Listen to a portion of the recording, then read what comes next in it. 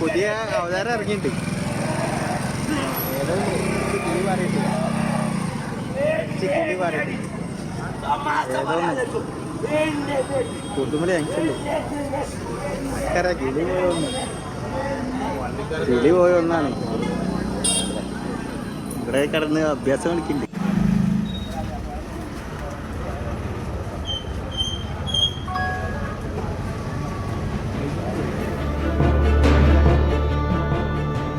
നമസ്കാരം, സ്പോട്ട് ലൈവിലേക്ക് സ്വാഗതം. മദ്യവും ലഹരിയും ഉപയോഗിച്ചു കഴിഞ്ഞാൽ യുവാക്കളുടെ മനോനില തെറ്റുകയാണ്. പിന്നീട് നാട്ടിൽ ഭീകരാന്തരീക്ഷം സൃഷ്ടിക്കുന്നു. സ്വന്തം വീട്ടിൽ പോലും അക്രമം അഴിച്ചുവിടുന്നു.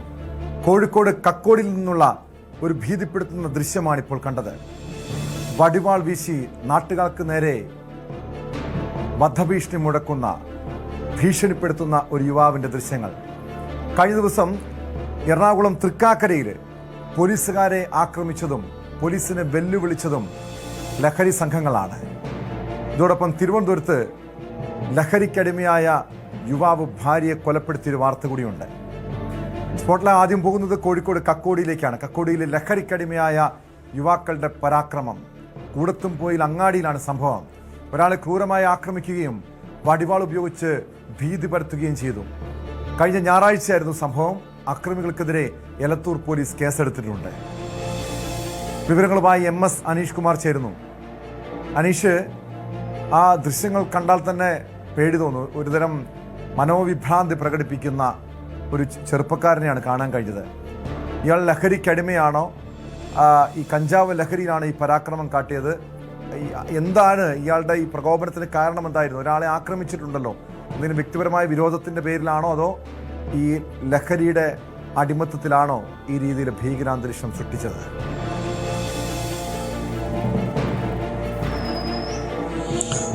ടോം, ലക്ഷ്യബോധമില്ലാതെ ലഹരിക്ക് അടിമയായി നടക്കുന്ന യുവാക്കൾ സമൂഹത്തിന് എത്ര വലിയ ഒരു ഭീതിജനകമായ ഒരു അവസ്ഥ സമൂഹത്തിൽ സൃഷ്ടിക്കുന്നു എന്നതിൻ്റെ ഏറ്റവും വലിയ ഉദാഹരണമാണ് കക്കോടി കൂടത്തുംപോയിൽ നിന്നുള്ള ഈ ദൃശ്യങ്ങൾ. കഴിഞ്ഞ ഞായറാഴ്ചയായിരുന്നു ഈ സംഭവം നടന്നത്. ഈ ദൃശ്യങ്ങളിൽ കാണുന്ന രണ്ടുപേർ കൂടത്തുംപോയിൽ സ്വദേശികളായ അർജുൻ, വിഷ്ണു എന്നിവരാണ്. ഇവർ സഹോദരങ്ങളാണ്. ഇതിൽ അർജുനും വിഷ്ണുവും, അതിൽ അർജുൻ ആണ് തലക്കം നിൽക്കുന്ന, അല്ലെങ്കിൽ ആദ്യം ഈ അങ്ങാടിയിൽ ഇറങ്ങുകയും വലിയ പ്രശ്നങ്ങളിലേക്ക് നീങ്ങുകയും ചെയ്യുന്നതിന് മുൻകൈ എടുത്തതെന്നാണ് പോലീസിനോട് പറഞ്ഞിരിക്കുന്നത്. വിഷ്ണു സഹോദരനെ പിടിച്ചു മാറ്റാനായി ഈ അങ്ങാടിയിലേക്ക് വരികയും പിന്നീട് സഹോദരനൊപ്പം ചേരുകയും ചെയ്തു എന്നാണ് പറയുന്നത്. എന്തായാലും സമൂഹ മാധ്യമങ്ങളിൽ പ്രചരിച്ച ദൃശ്യങ്ങളുടെ അടിസ്ഥാനത്തിലാണ് എലത്തൂർ പോലീസ് ഇവർക്കെതിരെ കേസെടുക്കുകയും അവരെ കസ്റ്റഡിയിലെടുക്കുകയും ചെയ്തിരുന്നു. പിന്നീട് ഇവർ അമിതമായ മദ്യലഹരിയിലും ഒപ്പം കഞ്ചാവും ഉപയോഗിച്ചിട്ടുണ്ടെന്നും കണ്ടെത്തിയ സാഹചര്യമുണ്ട്. അതുകൊണ്ട് കഞ്ചാവ് ഉപയോഗത്തിനും ഈ മദ്യപിച്ച് പൊതുസ്ഥലത്ത് ബഹളമുണ്ടാക്കിയതടക്കമുള്ള വകുപ്പുകൾ ചേർത്ത് കേസെടുക്കുകയും അവരെ വിട്ടയക്കുകയും ചെയ്തിട്ടുണ്ട്. നോട്ടീസ് നൽകുകയാണ് ഇരുവരെയും വിട്ടയച്ചിരിക്കുന്നത്. കയ്യിലിരിക്കുന്നത് വടിവാളല്ല, അങ്ങാടിയിൽ നിന്ന് തന്നെ ലഭിച്ച ഒരു പഴയ കത്തി ആണ്, ഒരു തുരുമ്പൊക്കെ പിടിച്ച ഒരു കത്തിയാണ് എന്നാണ് പ്രതികൾ പോലീസിന് നൽകിയിരിക്കുന്ന മൊഴി. പോലീസ് ആ കത്തി പരിശോധിക്കുകയും ചെയ്തിരുന്നു.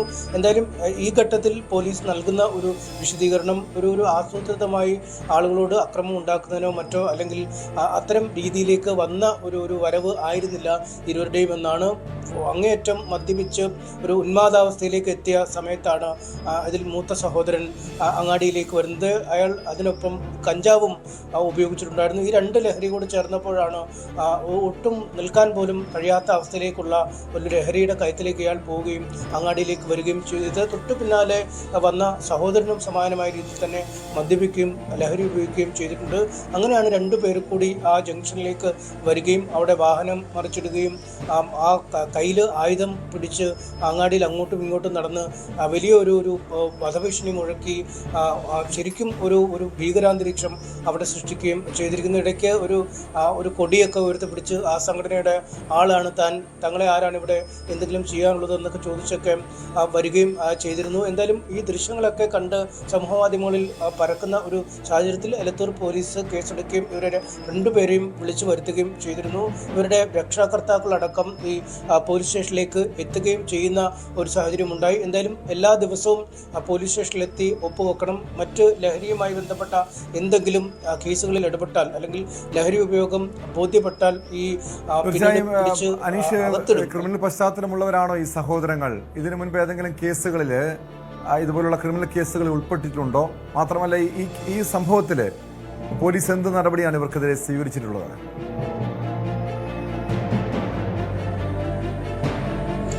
ടോം, പോലീസ് നടത്തിയ പരിശോധനയിൽ ഇരുവർക്കും മറ്റ് ക്രിമിനൽ പശ്ചാത്തലങ്ങൾ ഒന്നും ഇല്ല. ഈ അങ്ങാടിയുടെ സമീപത്ത് തന്നെയാണ് ഇവരുടെ വീട് നിൽക്കുന്നത്. യുവാക്കളായ 2 ആളുകളാണ്.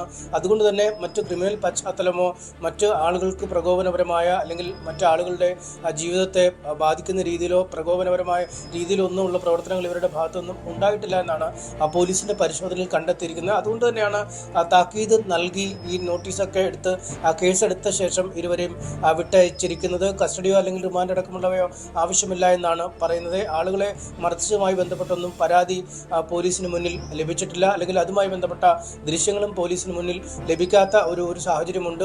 ആ കയ്യിലിരിക്കുന്ന ആ കത്തിയും ഒരു മൂർച്ചയില്ലാത്ത ഒരു കത്തി ഏതോ കടയുടെ വശത്തു നിന്നൊക്കെ എടുത്തെന്നാണ് ഇരുവരും പോലീസിന് മൊഴി നൽകിയിരിക്കുന്നത്. അതുകൊണ്ട് അതീവ ഗൗരവമുള്ള ഒരു കുറ്റകൃത്യം എന്ന രീതിയിൽ അവരെ കസ്റ്റഡി എടുക്കുകയോ അല്ലെങ്കിൽ മറ്റ് ഒരു ഗുരുതരമായ റിമാൻഡിലേക്ക് നീക്കുക അടക്കമുള്ള നടപടികൾ പോലീസിന്റെ ഭാഗത്തുനിന്നും ഉണ്ടായിട്ടില്ല. മുൻപ് കേസില്ലാത്ത ആളുകളാണ്. ഒപ്പം ഇരുവരും ഈ മദ്യലഹരിയിൽ ഉണ്ടായ ഒരു പിശകാണ്, അല്ലെങ്കിൽ ഈ മദ്യത്തിനൊപ്പം കഞ്ചാവും കൂടെ കഴിച്ചപ്പോൾ ഉണ്ടായ ഒരു പിശകാണ് എന്നൊക്കെ പറഞ്ഞ് അല്ലെങ്കിൽ അത്തരത്തിൽ മൊഴി നൽകി ഇവരുടെ മുൻകാല ചരിത്രവും മറ്റു ജോലിക്ക് പോകുന്ന കാര്യങ്ങളൊക്കെ പരിഗണിച്ചാണ് നിലവിൽ അവരെ നോട്ടീസ് നൽകി വിട്ടയച്ചിരിക്കുന്നത്. എന്തായാലും കുറച്ച് ദിവസങ്ങളിലേക്ക് തന്നെ ഇരുവരും എന്നും രാവിലെ പോലീസ് സ്റ്റേഷനിലെത്തി ഒപ്പിട്ട് വേണം പോകാൻ എന്നൊക്കെയുള്ള ഉപാധികൾ വെച്ചാണ് അവരെ മടക്കി അയച്ചിരിക്കുന്നത്. പക്ഷേ അങ്ങേയറ്റം ഗൗരവമുള്ള ഒരു കാര്യം തന്നെയാണ്. നമുക്ക് അറിയാം, നിയമവാഴ്ച നിലനിൽക്കുന്ന ഒരു നാടാണ്. അവിടെ ഒരു ജനത്തിരക്കേറിയ ഒരു അങ്ങാടിയിൽ 2 പേർ വന്ന് മദ്യപിച്ച് മയക്കുമരുന്നിൻ്റെ ലഹരിയിൽ കയ്യിൽ ഒരു ആയുധങ്ങളും ഒക്കെ എടുത്ത് ആ ഭാഗത്ത് നിന്ന് ആളുകളെ വെല്ലുവിളിക്കുന്ന ദൃശ്യങ്ങളൊക്കെ അങ്ങേയറ്റം ആലോചനപ്പെടുത്തുന്നതാണ്. കാരണം ആ സമയത്ത് ആരെങ്കിലും ഇവരെ ചോദ്യം ചെയ്യാൻ വരികയോ അല്ലെങ്കിൽ ഇവരുടെ അടുത്തേക്ക് മറ്റാരെങ്കിലും വരികയോ ചെയ്താൽ ഒരുപക്ഷെ അവർക്ക് സ്വബോധമുള്ള ആളുകളല്ല. മദ്യത്തിൻ്റെയും മയക്കുമരുന്നിൻ്റെ ലഹരിയിൽ എന്തൊക്കെ വേണമെങ്കിലും കാണിച്ചു കൂട്ടാൻ കഴിയുന്ന ഒരു മനോനിലയിലേക്ക് അവർ ആ സമയത്ത് മാറിയിട്ടുണ്ടായിരുന്നു എന്നതാണ് ഏറെ ഞെട്ടിക്കുന്ന കാര്യം. എന്തായാലും ഇനി അവർ നേർവഴിക്ക് പോകും എന്ന ഒരു പ്രതീക്ഷയാണ് പോലീസിനുള്ളത്. ഒപ്പം കുടുംബാംഗങ്ങളും ഇവരെ കൃത്യമായി നോക്കിക്കൊള്ളാം എന്നൊക്കെ ഉറപ്പ് നൽകി ഈ പ്രതികളുടെ ഭാഗത്തു നിന്നും കൃത്യമായി അവരുടെ തെറ്റ് തിരിച്ചറിഞ്ഞു എന്നൊക്കെ പറഞ്ഞാണ് പോയിരിക്കുന്നത്. എന്തായാലും മറ്റ് കേസുകൾ ഇനി എന്തെങ്കിലും ഇവരുടെ മുകളിൽ വരികയാണെങ്കിൽ അപ്പോൾ തന്നെ ഇന്ന് നൽകിയ ഈ ഒരു മുന്നറിയിപ്പ് അല്ലെങ്കിൽ ഇന്ന് നൽകിയ ഒരു ഇളവ് അന്നുണ്ടാവില്ല എന്ന് തന്നെയാണ് പോലീസ് നൽകുന്ന വിവരം. അതാണ് ഇവർക്ക് താക്കീത് നൽകിയാൽ മാത്രം പോരാ, കർശനമായ നടപടി തന്നെ സ്വീകരിക്കണം. ഇനി ഇതുപോലെയുള്ള പരാക്രമങ്ങൾ ആവർത്തിക്കപ്പെടാൻ പാടില്ല. ഇവർ ഈ മനോനില തെറ്റി ലഹരി ഉപയോഗിച്ച് മനോനില തെറ്റിയവരാണെങ്കിൽ അവർക്ക് വേണ്ട രീതിയിലുള്ള ചികിത്സ ഉറപ്പാക്കാനും അവരുടെ കുടുംബം മാത്രം പോരാ, ഈ ഭരണകൂടവും അതിനുവേണ്ടി മുൻകൈ എടുക്കേണ്ടതാണ്. അതല്ലെങ്കിൽ അവർ വീണ്ടും അക്രമകാരികളാകും, നാട്ടിൽ ഇതുപോലെ ഭീകരാന്തരീക്ഷം സൃഷ്ടിക്കും, സാധാരണ ജനങ്ങളുടെ സ്വൈര ജീവിതത്തിന് തടസ്സമാകും. കൂടുതൽ വാർത്തകൾക്ക് news 18 Keralam YouTube channel subscribe ചെയ്യുക.